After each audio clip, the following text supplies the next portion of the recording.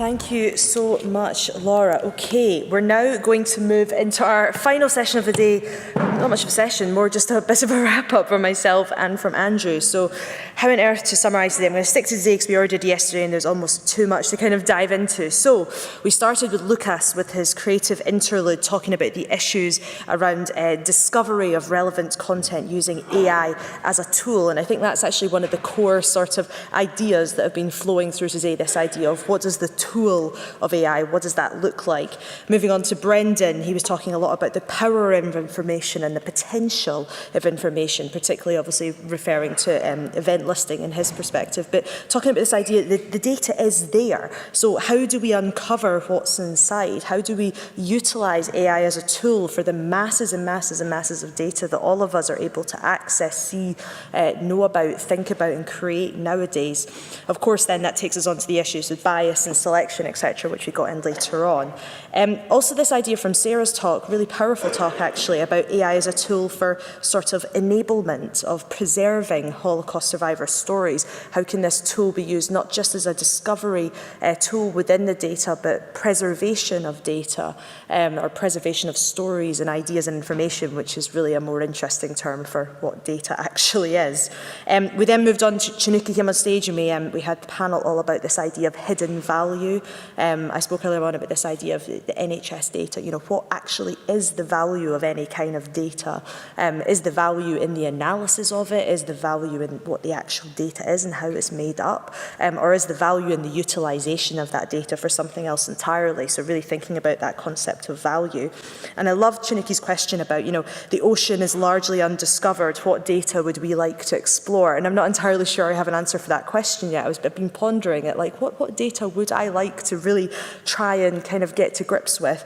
I was thinking a lot of Brandon's comment about, you know, the archiving experts at Glasgow Uni, you know, the impact of events on surrounding areas. What an intriguing question. For me, is what is it that I want to see? Maybe is it how do we get to grips with knowledge or libraries? One data set I'm trying to get at the moment is the data set from all the park runs around the UK. I don't know if anyone here does park runs. I'm really interested to see if you're a prolific park run runner, do you end up actually improving your PBs on the track? But they won't give me the data, so hey-ho. But the point being is, what kind of data set would you like to get your hands on? What would you like to analyse? Really interesting. We then moved on to Ghislaine, obviously talking about body data space. Again, I was really interested in this idea of our digital twin, or what is it that we're creating, this other, shall we say, that's made up of our own data. What is it that we're using this for? Kind of tying in these ideas of what does productivity really mean as a society? What is progress? The clones and Never Let Me Go, that was for our own medical usage. We're trying to take their organs. What is it we're trying to do with the data we're creating about our bodies? Or actually, is it about taking control of what we should rightly own, our own data, our own bodily data? Some interesting questions there about implants. I'm personally not really a massive fan of implants, but I can understand why some people are interested in taking control of that ownership of what it is that they do. We next move on to Cesare. He was talking about, to kind of summarise, I think, what he was talking about with the museums and being able to see the footfall. I was kind of thinking about it as AI giving a superpower to the institutions, you know, almost like seeing the unseen, allowing you to see and gather insights from stuff that you aren't able to sort of immediately do in your head. And I think that links back exactly to what Ghislaine was saying with the body, being able to see what's happening inside and take insight from it. Laura actually used the term in that final presentation, uncover the unknown. So again, it comes back to this idea of what is that tool? What is it that we're using it for? We had Karen with her incredible storytelling from the future. Again, these ideas of sort of the inevitability of tech. What is it that we can do right now to prevent things that we're thinking might happen in the future? Using the tool of looking back from the future to try and understand the now. Is that a good way of trying to visualise and understand our own responsibility? Looking at the role of the artist, is it about shocking people? Interesting that she had two different projects, one that put you in the shoes of the victim, shall we say, and also the shoes of the perpetrator, seeing both sides, very intriguing. I had the panel with Angus, Michael and Nicola, who came and joined Karen on stage. And I was thinking about, I don't know if anyone's watching that His Dark Materials, you know, the on Sunday night in the BBC. I think it's brilliant. But anyway, and they have that thing called scholastic sanctuary, this idea that, well, it's, you know, only sometimes allowed for, but academia is allowed to ask questions and look at certain things that no one else is.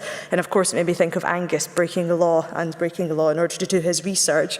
But also this idea of, you know, when should we use AI? You know, is it only for provocations, or, you know, are we okay with the idea of everyone being able to use it? Is democratization really the best way?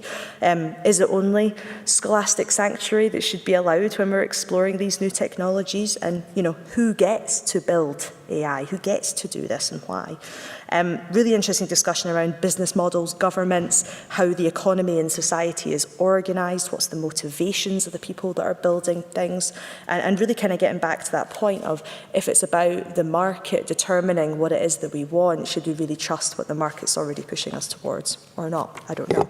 And I think that nicely ties into the very final session we had here, which was obviously with the 4 startups, Vishal, Ed, Roni and Laura, and really that question around, how can we balance cultural, social and environmental values with economic ones? Can we? And if so, how?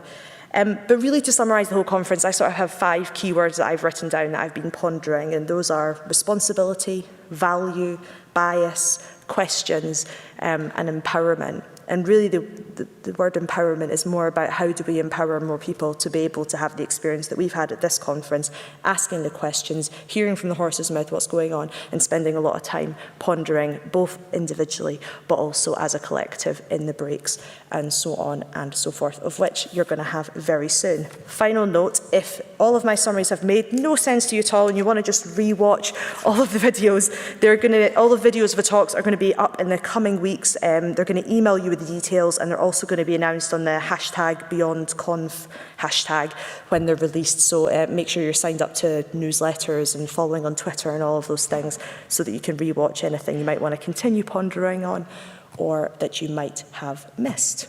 Okay, I'm going to finish up there. I'm going to introduce Andrew Chitty, who's going to come on and do some final closing words. But that's everything from me. Thank you so much for being a part of this. I've had an amazing time, and I really hope you guys have got as much from this conference as I have. So thank you very much.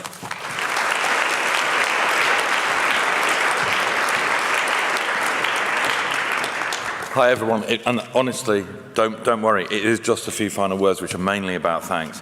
So I've really enjoyed this because unlike Beyond One, the great thing about having a crack team to deliver this kind of thing is that I've been able to sit at the back, largely absorb all the talks, the interludes, and really enjoy it, and it has been fantastic. So when we started off with Beyond, I think what we wanted to do, knowing that we were trying to support research collaborations between creative industries and the research community, is we needed to create some kind of space where we could come together once a year and kind of think about themes that are emerging across the sector, and just have a dialogue and get more of a sense of community as well around what we're trying to do in this kind of creative research space.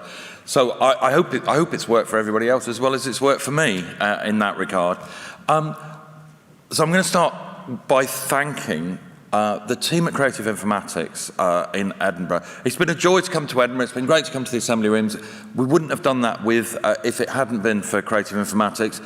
And I think particularly to Chris and to Nicola, who I think over the last 2.5 days, for those of us who were there at the quiz, have displayed that for those of us who come from the creative industries, we now know we've got research partners who can work as expert interviewers, chat show hosts, game show compares, and stand-up comedians, and that's just the 2 of them. I'd also like to really thank the amazing team that I work with, who are known as, amongst our lot, as the creative economy team. So for Beyond, that's been particularly to thank Tara and Anna for all their work on the programme, which has been absolutely fantastic. Brought some remarkable people together. Some of you will know, some people I think that are new to all of us, but really important thinkers. I'd like to thank Lottie and Sam for all their work on the communications, but not just comms, it's so much more. Bringing together as a team, feeding in ideas, making sure that people know about what we're doing. Eliza for the showcase, Look for the website that's gone alongside Beyond, and where you will be able to find the content. And also, as we work out what Beyond 3 might be, we'll be feeding it out through that. And a new thing this year, which I think was, it got me really excited.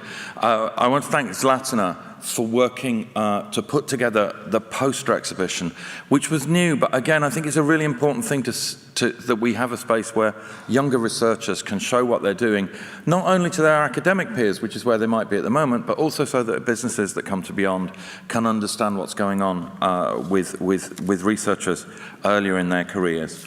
I'd like to say thanks very much to the assembly rooms and the tech team that have supported the event. It has been an amazing level of support. I think our team have found this such a smooth ride, and they wanted me to say thank you for going above and beyond, which is fortunately only Beyond's joke in this. And last but not least, it's the first time we've worked with her. I am absolutely sure it won't be the last. I want to really thank Gemma for adding life and energy to this, keeping us on track, on time, keeping everybody in order, and being such a wonderful presence. So thanks very much, Gemma, and thank you.